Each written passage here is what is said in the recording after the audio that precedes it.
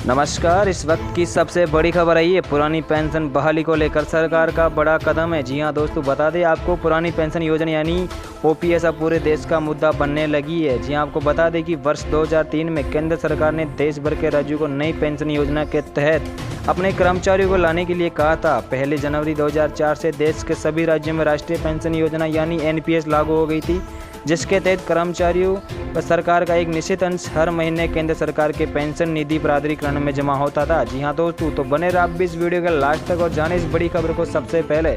इससे पहले अगर आपने अभी तक भी इस वीडियो पर लाइक नहीं किया तो लाइक कर दीजिए, क्योंकि आपका एक लाइक ही मैं मोटिवेट करता हूँ। चैनल को भी फ्री में सब्सक्राइब नहीं किया तो सब्सक्राइब कर लीजिए, ताकि आगे भी आपको केंद्रीय कर्मचारी, राज्य कर्मचारी और पेंशनर से जुड़ी लेटेस्ट से लेटेस्ट बड़ी खबर सबसे पहले आपको देखने को मिलती रहे। तो चलिए आगे बढ़ते इस बड़ी खबर की ओर। जी हां, आपको बता दें कि वर्ष 2003 में केंद्र सरकार ने देश भर के राज्यों को नई पेंशन योजना के तहत अपने कर्मचारियों को लाने के लिए कहा था। 1 जनवरी 2004 से देश के सभी राज्यों में राष्ट्रीय पेंशन योजना यानी एनपीएस लागू हो गई थी, जिसके तहत कर्मचारी व सरकार का एक निश्चित अंश हर महीने केंद्र सरकार के पेंशन निधि प्राधिकरण में जमा होता था।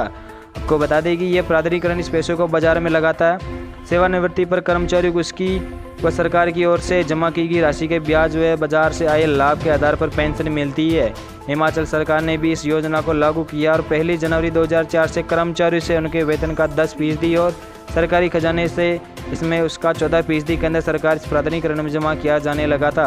आपको बता दें कि इसमें रोचक बात यह है कि 1 जनवरी 2004 के बाद प्रदेश में सरकारी नौकरियों पर लगे कर्मचारियों पर तो ये लागू हो गया, मगर उससे पहले के कर्मचारियों पर पुरानी पेंशन जो सेवानिवृत्ति पर कर्मचारियों को मिलने वाले बेसिक वेतनमान का आधा होता ही मिलती रही है। 10 साल तक तो कर्मचारी को इस राष्ट्रीय पेंशन योजना, जिसमें न्यू पेंशन स्कीम के नाम से भी जाना जाता है, के परिणामों को लेकर ज़्यादा आभास नहीं हुआ। मगर 2016 के बाद जब कुछ कर्मचारी जो 2003 के बाद नौकरी में आए थे, रिटायर होने लगे थे, उन्हें नाम मात्र ही पेंशन मिलने लगी। इस पर धीरे धीरे प्रदेश के नए पुराने सारे कर्मचारी लामबंद होने लगे और 5 साल तक प्रदेश में सत्ता में रही जयराम ठाकुर सरकार से पुरानी पेंशन की बहाली का मामला उठाते रहे। आंदोलन हुआ और देखी लाखों कर्मचारी इसके लिए एक मंच पर आ गए। आपको बता दें कि बड़े आंदोलनों को देखते हुए तथा प्रदेश के एक बड़े वर्ग का इसमें साथ होते हुए कांग्रेस की भी आंखें खुल गई।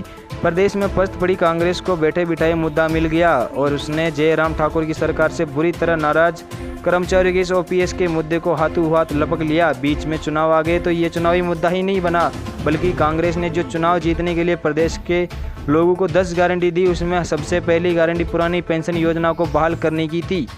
इसका कांग्रेस को लाभ भी हुआ। प्रदेश की 68 विधानसभा सीटों में से 40 उसके पाले में आ गई है। भाजपा को केवल 25 सीटों पर सिमटना पड़ा और माना यही गया कि इसमें ओपीएस बहाल करने का वादा ही काम कर गया। जी आपको बताते कि अब प्रदेश में सुखविंदर सिंह सरकार को बने हुए 4.5 महीने हो गए और सरकार पहले ही दिन से ओपीएस बहाली की बात कर रही है। हालांकि इसे लेकर कई तरह के खतरे हैं, क्योंकि हर साल करोड़ों रुपए का बोझ सरकार पर पड़ेगा। पहले ही प्रदेश 75,000 करोड़ के कर्जे में दबा है। माली हालत ठीक नहीं है, मगर वादा लिखित में सार्वजनिक मंचों से कर रखा है। आपको बता दें कि मंत्रिमंडल ने भी हरी झंडी दे दी है, मगर वित्तीय उलझनों के कारण सरकार ने पहले 3 महीने को तो इसकी अधिसूचना जारी नहीं कर पाई।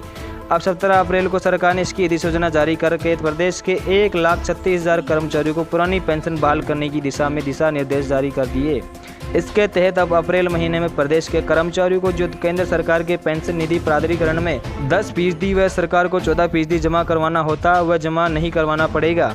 आपको बता दें कि इस बारे में मुख्यमंत्री सुखविंदर सिंह सुक्खू का कहना है कि उनकी सरकार ने अपनी पहली गारंटी और कर्मचारियों के साथ किया गया वादा पूरा कर दिया है। मुख्यमंत्री का कहना है कि राष्ट्रीय पेंशन योजना के तहत जो प्रदेश के कर्मचारियों को 8,000 करोड़ रुपए पेंशन निधि प्राधिकरण में जमा है, उसे वापस लेने के लिए केंद्र को पत्र लिखा है। आपको बता दें कि हालांकि केंद्रीय वित्त मंत्री निर्मला सीतारमण ने साफ कर चुकी है कि ये पैसा जिस योजना के जिस अनुबंध के तहत प्राधिकरण में जमा होता है, उसे वापस नहीं किया जा सकता।